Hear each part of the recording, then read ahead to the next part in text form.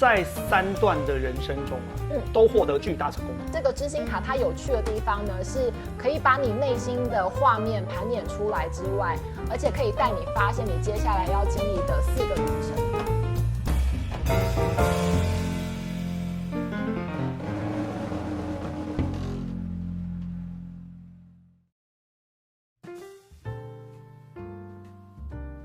Hello， 大家好，欢迎来到世纪职涯发展学院。我们进行的是生涯发展说书人的单元。我是寇老师，大家好。我是菲尼老师，大家好。菲尼老师啊，我们之前你还记得吗？我们之前曾经有讲过一集啊，是所谓的什么呢？2度就业。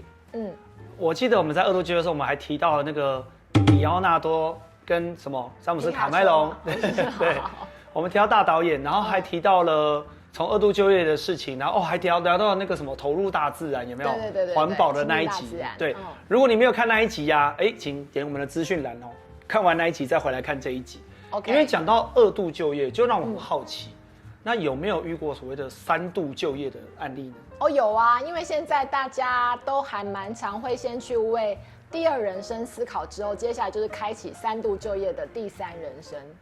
对，所以 Cooper 知道什么叫做第3人生吗？第3人生哦，有听过这个名词吗？乍听会人家以为是那个电玩游戏的名词，第几人生，第几人生呢？好，那其实呢，这个第3人生呢，如果我们把它推到，就是孔老夫子曾经说过，是的，好，30而立，40而不惑，我知道，50而知天命，然后60而耳顺，70而随心所欲而不逾矩嘛，对不对？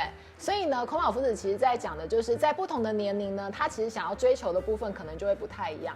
那如果把我们的一生这样拉开来的话，其实我们有在第1人生就要找到定位跟发展，对不对？可是第2人生可能我们接下来就要走到不惑啊，就了解自己喜欢什么，然后知道自己的使命是什么。但是在迈入50、60、70的时候，就是要耳顺，然后跟随心所欲而不逾矩。所以这个第3人生呢，其实就是到了另外一种境界。那我不知道 Cope 有没有联想到什么样的名人啊？他其实就已经走了第1人生到第3人生这样的一个发展历程。因为你刚刚一直讲那个随心所欲不逾矩嘛，对，等于说一个人他可能也是60岁以上，对啊，对，然后他自由自在做自己想做的事情。那我第一个直觉啦，我就想到了所谓的怎么讲？在3段的人生中都获得巨大成功因为我最近在 Netflix 看了一个纪录片那纪录片的主角是我很崇拜的一个电影明星，叫做阿诺·施瓦辛格。这个我认识。Arnold Schwarzenegger，就是他的名字有够难念的，非常有 muscle 的。对，但是说真的，大家都看阿诺的电影看非常多。魔鬼终结者吧？魔鬼终结者，然后他还有好多系列他有魔鬼大帝也很好看。这个我好像没看过。对，然后他还有很多喜剧啊，他以前还有演过那个《魔鬼孩子王》，就是他有演过喜剧很多。当然，《终结者》系列是他最知名的系列了。对，大家都知道他电影明星嘛。可是为什么我讲阿诺在3个领域都获得巨大成功对啊。刚好 Netflix 帮他出了纪录片，也是刚好3集。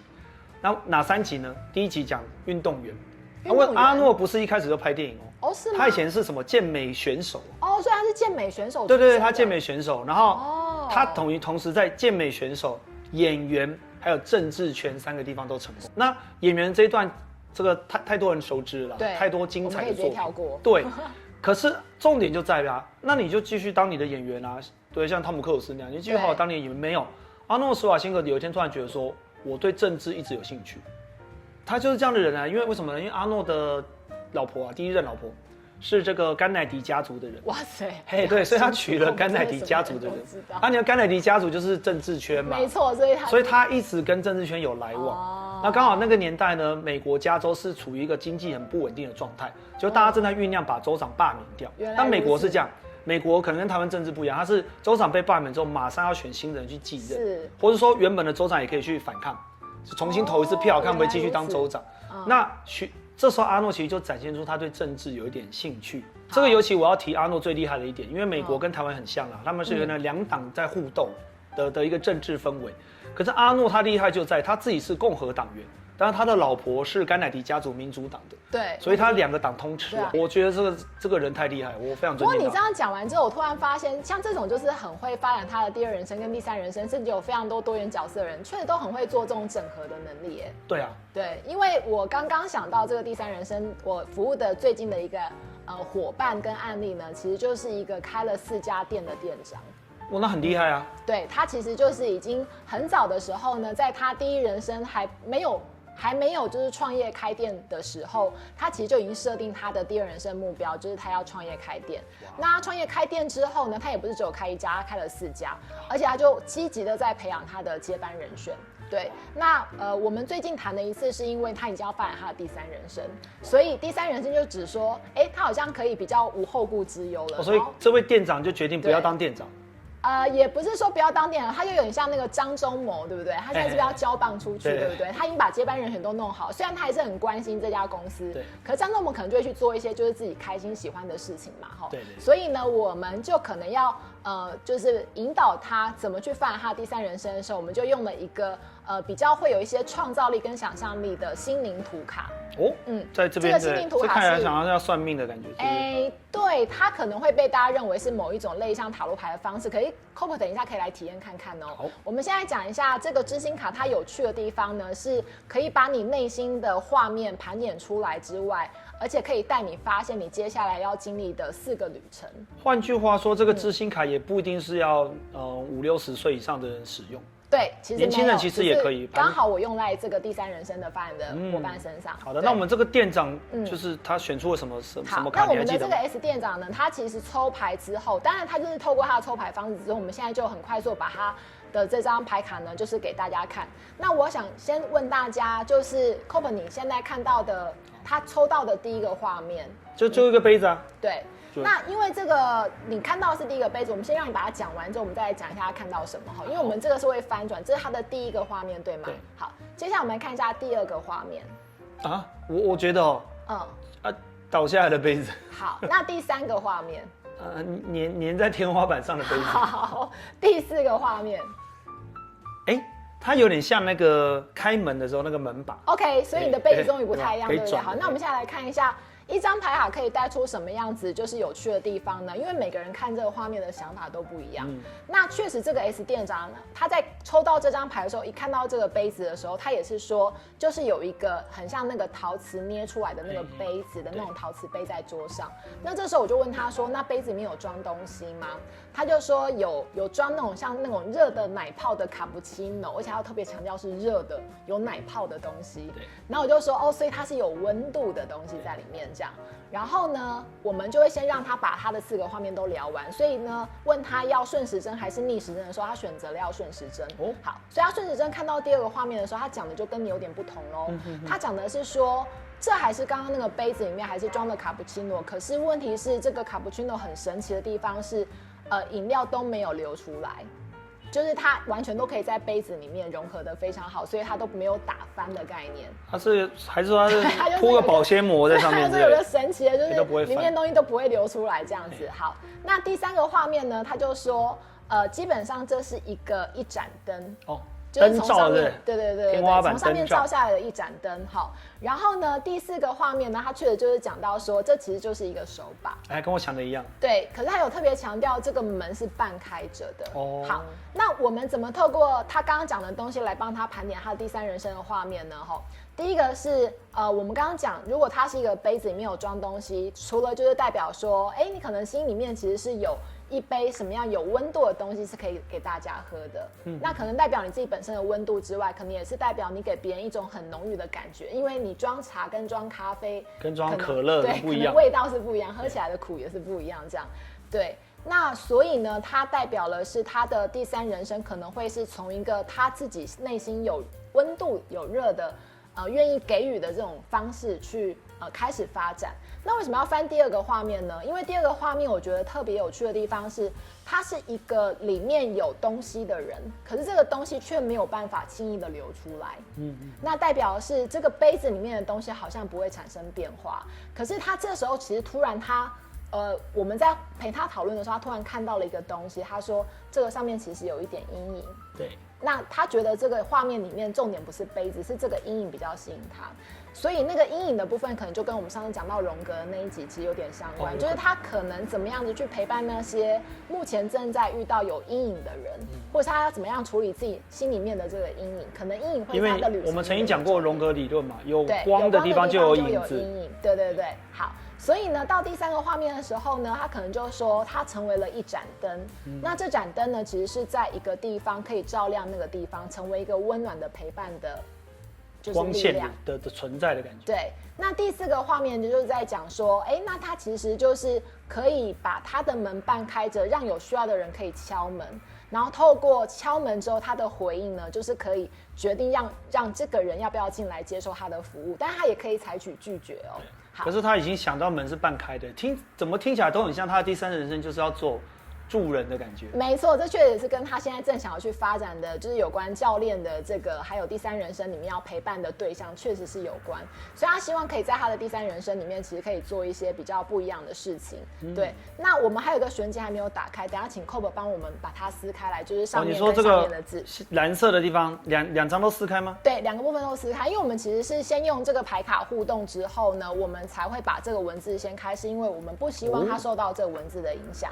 对，所以呢，当他后面讲完他的故事之后呢，我们就会停在他最后的这个画面，就是刚刚讲的这个门把嘛，对不对？